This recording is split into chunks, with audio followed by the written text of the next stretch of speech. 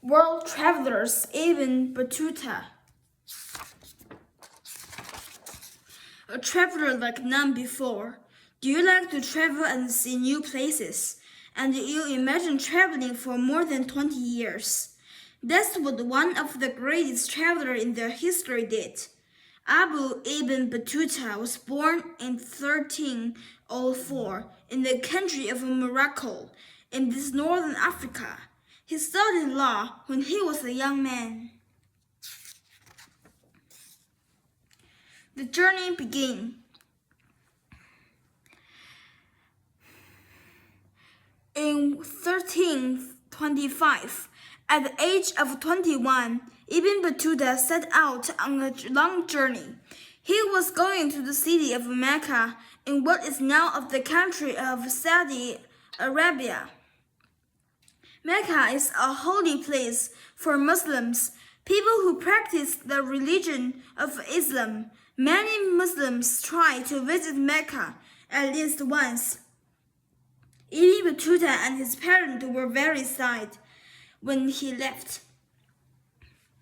After traveling for 16 months, Ibn Battuta finally reached Mecca. After seeing Mecca, he decided to keep on going. He wanted to visit new places. Many Muslims gave money and gifts to travelers during that time. Ibn Battuta received many gifts to help him on his trips. Ibn Battuta traveled mostly by camel with large groups to stay safe from bandits. The group often traveled in the cool of the night using torches to light the way. Beyond Mecca, Ibn Battuta went to that which is now Iraq and Iran. These countries had once been rich and beautiful, but were recovering from attacks by their invaders when he visited them. On a trip to Africa, Ibn Battuta heard tales about the ruler of India. The ruler was famous for giving gifts to visitors, but he could also be cruel. Ibn Battuta decided to set off for India. His path took him through present-day Turkey and the Russian grasslands. He visited the Christian city of Constantinople, the capital of an old empire. Ibn Battuta met the emperor during his stay. Then he continued his journey to India. In trouble in India, in 1334, Ibn Battuta arrived in India. The ruler welcomed him with gifts and made him a judge.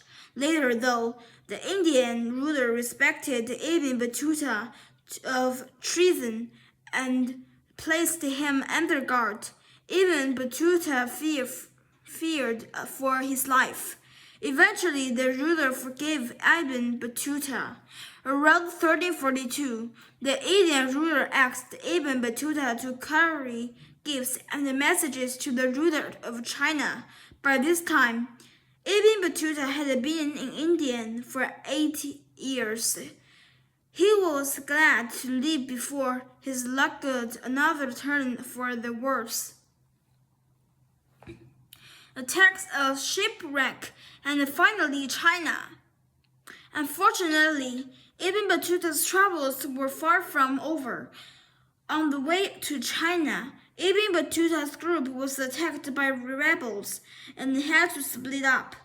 Later, the ships they were supposed to travel were destroyed by a big storm.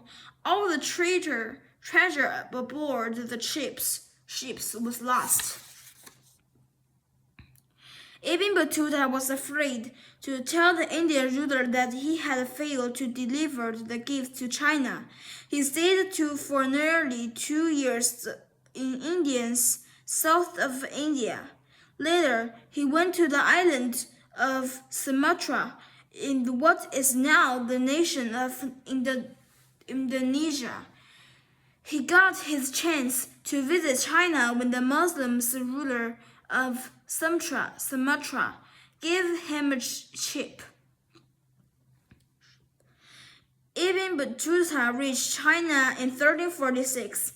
He was impressed with what he saw in China. He was surprised that even poor monks and the beggars in China had clothing made of silk. Silk is a very expensive fabric in most parts of the world. The journey home. Later, less than a year, Ibn Battuta was ready to move on, this time back home to Morocco. On the way home, he saw many cities where people were dying from a terrible disease.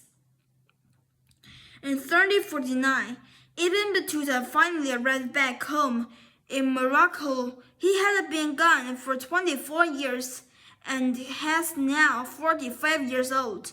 Both of his parents had died while he was gone.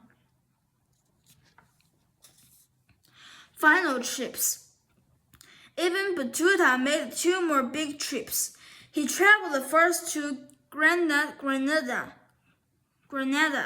a part of Spain still under Muslim control.